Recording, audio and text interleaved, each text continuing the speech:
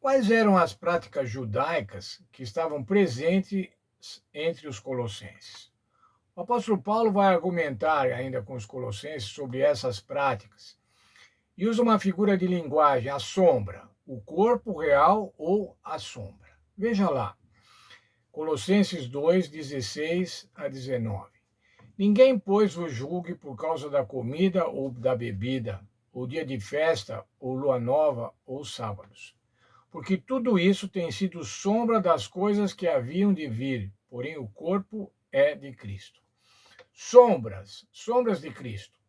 Esses rituais judaicos, que estavam sendo impostos agora também aos gregos, que provocavam divisões na igreja, que podiam prejudicar muitíssimo a igreja, e era a grande preocupação de Paulo, esses rituais eram sombras das coisas que haviam de vir. Quem que havia de vir? Quem havia de vir era o Senhor Jesus Cristo. Entretanto, nessa ocasião, o Senhor Jesus Cristo já tinha vindo. Cristo é o corpo. O sacrifício de Cristo efetivou o plano da salvação. Os rituais e as ordenanças eram simplesmente sombras, apontavam para Cristo. Veja então agora o verso 18 e o verso 19. Ninguém se faça de árbitro contra vós, outros pretextando humildade e culto de anjos, baseando-se em visões, enfatuado, sem motivo algum na sua mente carnal, e não retendo a cabeça, da qual todo o corpo suprido e bem vinculado por suas juntas e ligamentos cresce. O crescimento procede de Deus. Quem que é a cabeça? Quem é a cabeça da igreja? A cabeça da igreja é o Senhor Jesus Cristo.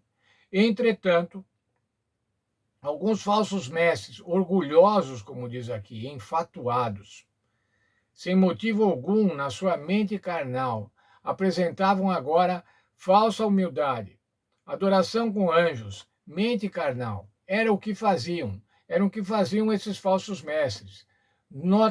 Outras doutrinas mentirosas.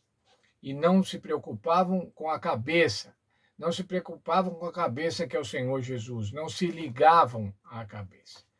Colossenses 2,16 menciona práticas judaicas que aparentemente continuavam sendo observadas pelos judeus convertidos ao cristianismo. Os elementos de Colossenses 2,18 se encaixam nesse contexto. Jesus criticou a suposta humildade dos líderes. Os manuscritos do Mar Morto revelam que os anjos desempenhavam um papel importante no entendimento de adoração de alguns grupos judaicos. Mas veja só, Colossenses 2,16 é mal interpretado quando fala assim da comida, bebida, dias de festa, lua nova ou sábados. Mas veja lá como é que começa o verso. Ninguém, portanto, vos julgue por causa de comida. Portanto, Paulo estava falando antes o quê? Colossenses 2,16 é mal interpretado. É essencial analisá-lo com atenção. Em primeiro lugar, a palavra portanto, ou pois, como em outras traduções, indica que Paulo tirou uma conclusão do que havia dito antes. Nos versos anteriores, ele rejeitou a necessidade da circuncisão literal, destacando que o mais importante é a transformação do coração. Além disso, comida e bebida referem-se às ofertas levadas pelos israelitas ao templo. Por fim, a expressão dia de festa, ou lua nova, ou sábados, parece remeter ao profeta Oséias, no capítulo 2, 11, onde a mesma sequência de dias cerimoniais é mencionada, incluídos os sábados cerimoniais. Quais são os sábados cerimoniais que estão lá em Levítico, no capítulo 23, versos 11, 24 e 32? O dia das primícias, que era exatamente após o sábado do sétimo dia, e o molho movido nesse dia das primícias mostrava a ressurreição do Senhor Jesus Cristo, conforme Mateus 28. Outro dia cerimonial, outro sábado cerimonial, era o dia do Pentecostes, que era um descanso solene, mas ele tinha uma data, ele não era o sábado do sétimo dia, ele era no primeiro dia do mês 7. Mais ainda o dia da expiação, que era realizado no sétimo dia do mês 10, uma santa convocação. Não era um sábado, até podia cair num sábado do sétimo dia. mas ele era um sábado cerimonial. Estes sábados cerimoniais são os quais estão citados aqui por Paulo, os sábados. Esses rituais eram sombra das coisas que haviam de vir, porém o corpo é o Senhor Jesus Cristo. Para entendermos esse verso, é fundamental observar a explicação do próprio Paulo. Essas práticas cerimoniais, eram sombras das coisas que haviam de vir, porém o corpo é de Cristo.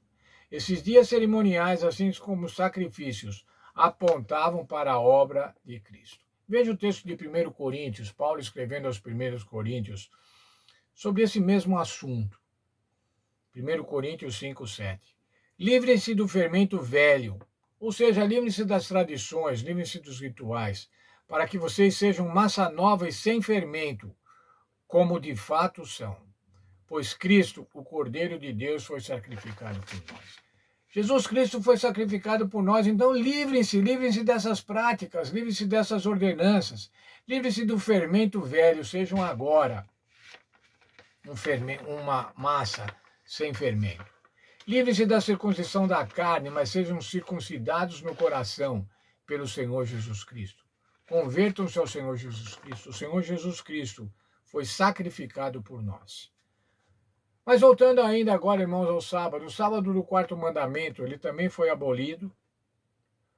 O sábado, por outro lado, o sábado do quarto mandamento, foi instituído no Éden antes do pecado, muito antes que os sacrifícios cerimoniais fossem adotados. Ora, o sábado foi instituído na criação.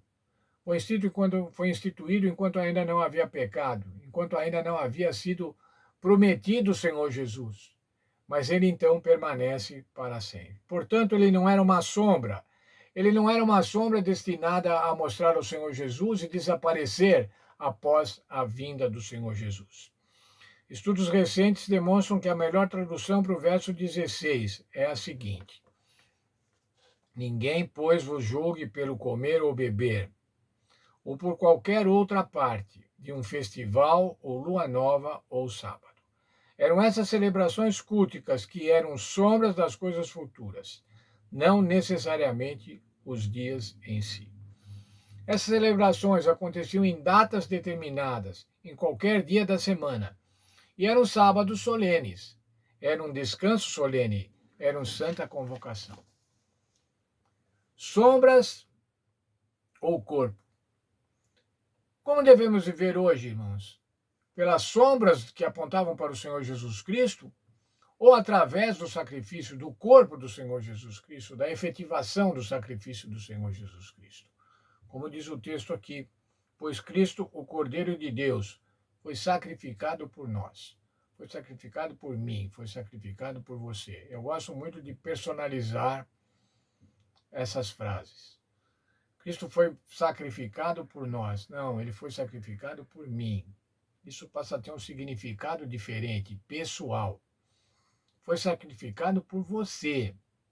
Veja como isso agora soa diferente do que foi sacrificado por nós. Como quando a gente diz assim, foi sacrificado por nós, parece que está dizendo assim, foi sacrificado pelos outros.